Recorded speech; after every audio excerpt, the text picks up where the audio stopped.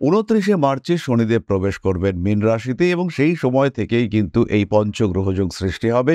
14ই April সূর্যদেব তিনি মীন রাশি অতিক্রম করে মেষে প্রবেশ করে উচ্চস্থ হবেন। সেই পর্যন্ত এই 5টি গ্রহকে আমরা একত্রে দেখতে পাব, অর্থাৎ রবি, বুধ, শুক্র, রাহু এবং শনি, এদেরকে কিন্তু আমরা একত্রে মীন রাশিতে দেখতে পাব।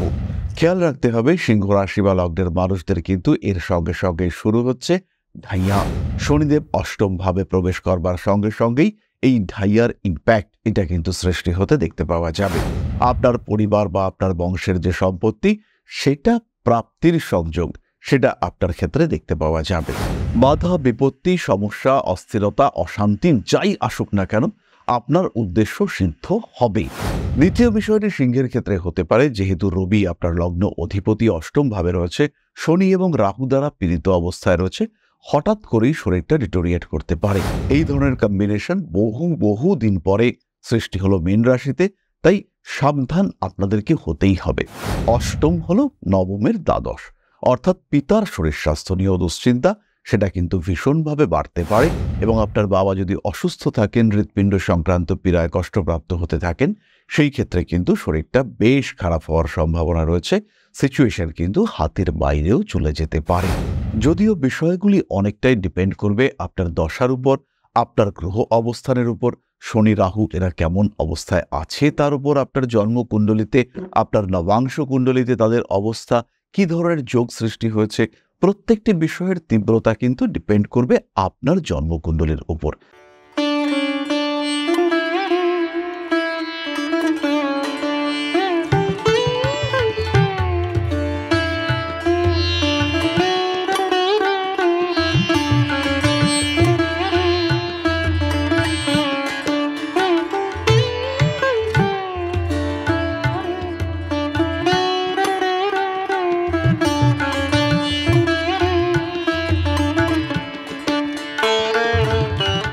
নমস্কার, ঋষিবাণী ইনস্টিটিউট অফ ভেদিক অ্যাস্ট্রোলজির পক্ষ থেকে স্বাগত জানাই আজকের জ্যোতিষ আলোচনায়। আমি শান্তনু আপনাদের সঙ্গে।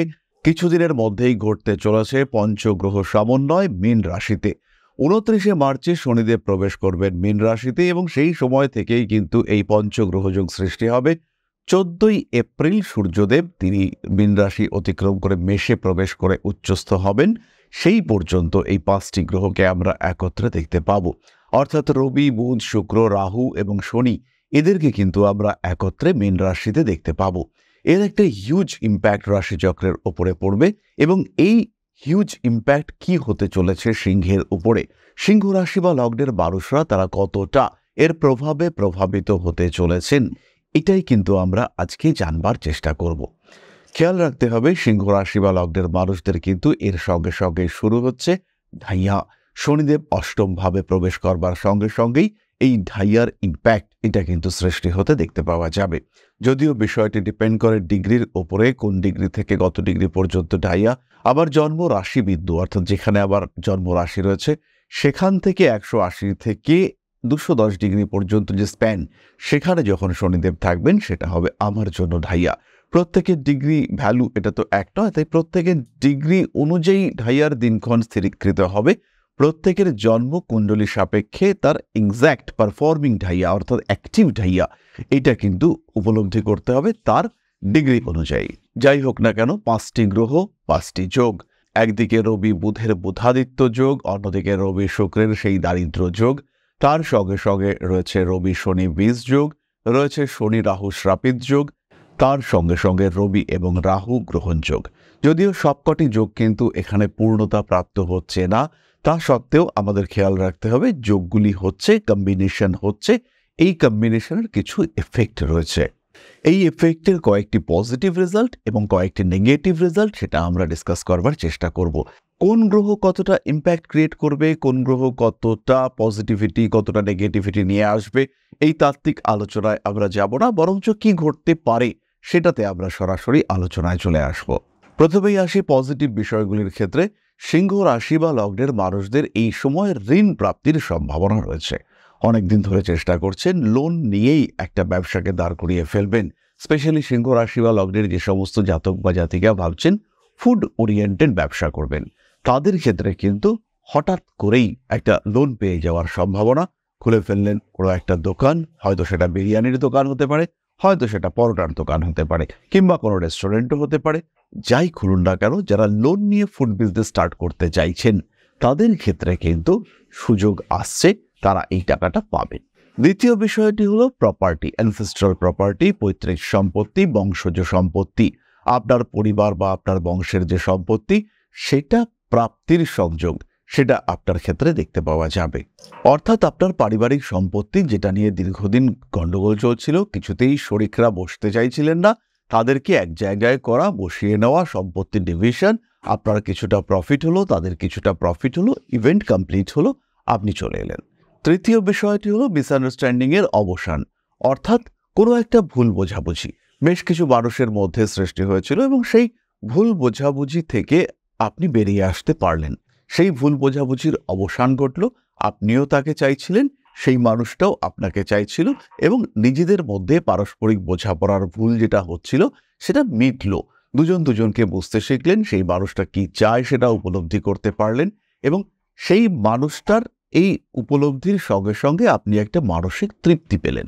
চতুর্থ ঘটনাটি হলো, অনেকদিন ধরে ভাবছিলেন তন্ত্র চর্চা করবেন, একজন সঠিক গুরু চাইছিলেন কেউ একজন আপনাকে দীক্ষা, অভিষেক, ক্রম দীক্ষা ইত্যাদি পর্যায়ে এগিয়ে নিয়ে যান। আপনিও ঠিক করলেন, কিন্তু আলটিমেটলি দেখা যাচ্ছিল যে প্রসেসে আপনি যাচ্ছিলেন সেটা ভুল হচ্ছে, প্রপার কাজটা হচ্ছে না, বাধা আসছে। এবার কিন্তু আপনার সঠিক গুরু প্রাপ্তির সম্ভাবনা এটা দেখতে পাওয়া যাবে।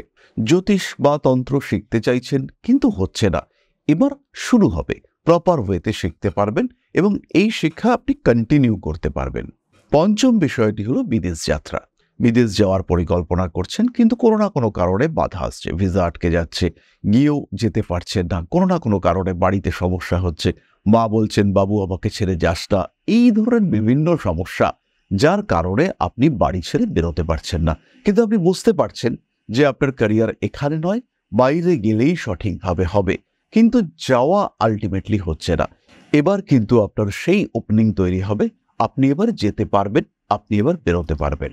বাধা, বিপত্তি, সমস্যা, অস্থিরতা, অশান্তি যাই আসুক না কেন, আপনার উদ্দেশ্য সিদ্ধ হবে। আপনার সাবকনশিয়াস মাইন্ড অ্যাক্টিভ হয়ে উঠবে। বিদেশ যাত্রা, উচ্চবিদ্যা, অতি উচ্চবিদ্যা, আপনি পোস্টডক করছেন, এই সমস্ত শিক্ষার ক্ষেত্রে সফলতা আসবে, এবং যে সফলতা স্বল্পকালীন কিন্তু যার প্রভাব দীর্ঘকালীন, সেই ধরনের সফলতা আমরা দেখতে পাব। এবার আমরা চলে আসব নেগেটিভ কি হতে পারে। প্রথম বিষয়টি হলো বন্ধু বিচ্ছেদ। খুব কাছের বন্ধু, ছোটবেলার বন্ধু এমন একটা কথা বলে ফেললেন যে মানুষটার সঙ্গে একটা দীর্ঘমেয়াদী দূরত্ব সৃষ্টি হলো। বেশ ছোটবেলার বন্ধু অথবা পার্টনার যারা আপনার জীবনের সঙ্গে অবিচ্ছেদ্যভাবে যুক্ত, তাদের মধ্যে একটা গ্যাপ, একটা দূরত্ব সৃষ্টি হতে দেখতে পাওয়া গেল। এই দূরত্বের কারণে মানসিক দিক থেকে বেশ অশান্তির মধ্যে আপনি পড়তে পারেন। দ্বিতীয় বিষয়টি সিংহের ক্ষেত্রে হতে পারে, যেহেতু রবি আপনার লগ্ন অধিপতি অষ্টম ভাবে রয়েছে, শনি এবং রাহু দ্বারা পীড়িত অবস্থায় রয়েছে, হঠাৎ করেই শরীরটা ডিটোরিয়েট করতে পারে, হঠাৎ করে শরীরটা খারাপ হতে পারে, বক্ষ পীড়ায়, হৃদপীড়ায় কষ্টপ্রাপ্ত হতে পারেন সিংহ রাশি বা লগ্নের মানুষরা। এই ধরনের কম্বিনেশন বহু দিন পরে সৃষ্টি হলো মীন রাশিতে, তাই সাবধান আপনাদেরকে হতেই হবে। তৃতীয় নেগেটিভ বিষয় যেটি ঘটতে পারে সেটি হলো বাড়িতে কোনো দুর্ঘটনা, এবং তার কারণে বাড়ির কোনো মানুষ, পরিবারের কোনো খুব ঘনিষ্ঠ সদস্য তিনি আর কি কষ্টপ্রাপ্ত হলেন। পরিবারের কোনো সদস্যের শরীরটা হঠাৎ করেই খারাপ হয়ে গেল, পরিবারের কোনো সদস্য বাড়ির দুর্ঘটনার কারণে আঘাতপ্রাপ্ত হলেন, এটা কিন্তু সিংহের সঙ্গে ঘটতে পারে। চতুর্থ বিষয়, অষ্টম হলো নবমের দ্বাদশ, অর্থাৎ পিতার শরীর স্বাস্থ্য নিয়েও দুশ্চিন্তা, সেটা কিন্তু ভীষণভাবে বাড়তে পারে, এবং আপনার বাবা যদি অসুস্থ থাকেন, হৃৎপিণ্ড সংক্রান্ত পীড়ায় কষ্টপ্রাপ্ত হতে থাকেন, সেই ক্ষেত্রে কিন্তু শরীরটা বেশ খারাপ হওয়ার সম্ভাবনা রয়েছে, সিচুয়েশন কিন্তু হাতের বাইরেও চলে যেতে পারে। পঞ্চম বিষয়টি হলো ইনস্ট্যান্টেনিয়াস ফাইন্যান্সিয়াল ফ্রাস্ট্রেশন।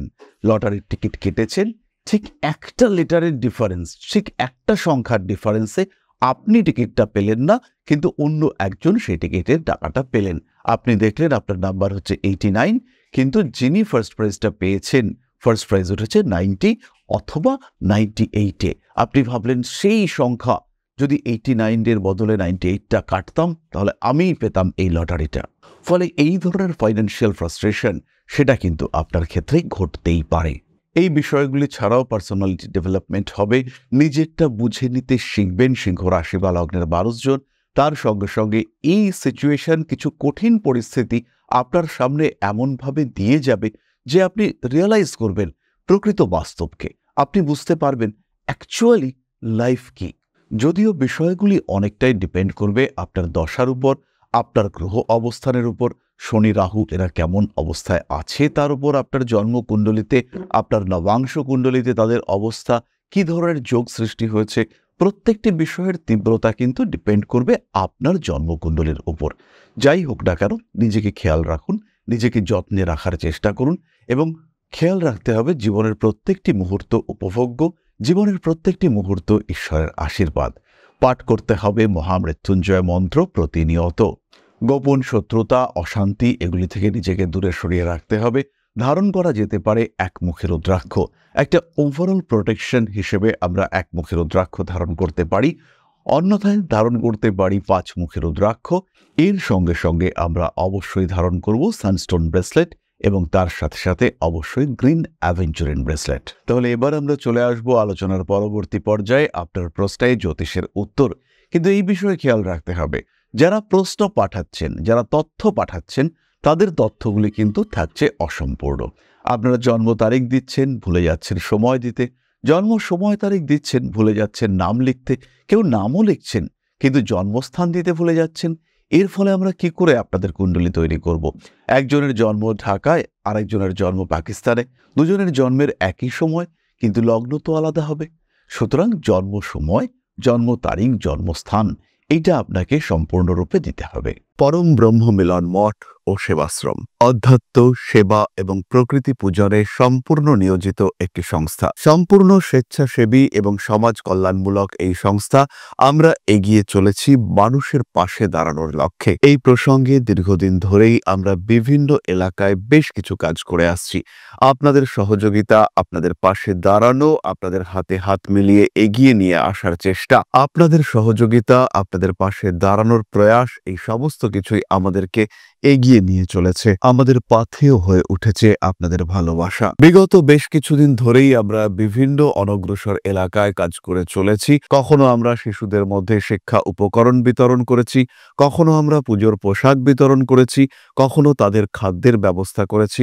আমরা কন্টিনিউয়াসলি তাদের পড়াশোনার জন্য 2টি ফ্রি কোচিং সেন্টার শুরু করেছি। তাদের মধ্যে ক্রিয়েটিভ অ্যাক্টিভিটিগুলিকে জাগ্রত করবার জন্য সম্পূর্ণ বিনামূল্য একটি নৃত্য শিক্ষা প্রশিক্ষণের ব্যবস্থা, সেটা আমরা করতে সক্ষম হয়েছি। এবং এই প্রত্যেকটি পদক্ষেপেই আমরা পেয়েছি আপনাদের সঙ্গ, আমরা পেয়েছি আপনাদের সহযোগিতা, আমরা পেয়েছি আপনাদের ভালোবাসা। আমরা শীতকালে কম্বল বিতরণ করেছি, আমরা মায়েদের মধ্যে খাদ্য উপকরণ, পুষ্টি উপকরণ বিতরণ করেছি, আমরা বিতরণ করেছি ডেঙ্গুর সময় প্রচুর মশারি। এই প্রত্যেকটি কাজেই আপনারা ছিলেন আমাদের পাশে। বর্তমানে মানুষের ভালোবাসায় আমরা ধীরে ধীরে আরেকটু বড় হয়ে উঠছি। এই অবস্থায় বর্তমান পরিস্থিতিতে এই কাজগুলিকে আরো এগিয়ে নিয়ে যাওয়ার জন্য, সুষ্ঠুভাবে করবার জন্য প্রয়োজন একটি পরিকাঠামো। তাই আমরা চিন্তা ভাবনা করছি একটি আশ্রম ফরমেশনের, এবং এর জন্য প্রয়োজন জমি, এর জন্য প্রয়োজন পরিকাঠামো। তাই যারা আমাদের সাবস্ক্রাইবার রয়েছেন, যারা আমাদের ভিউয়ার রয়েছেন, যারা আমাদের ফলোয়ার রয়েছেন,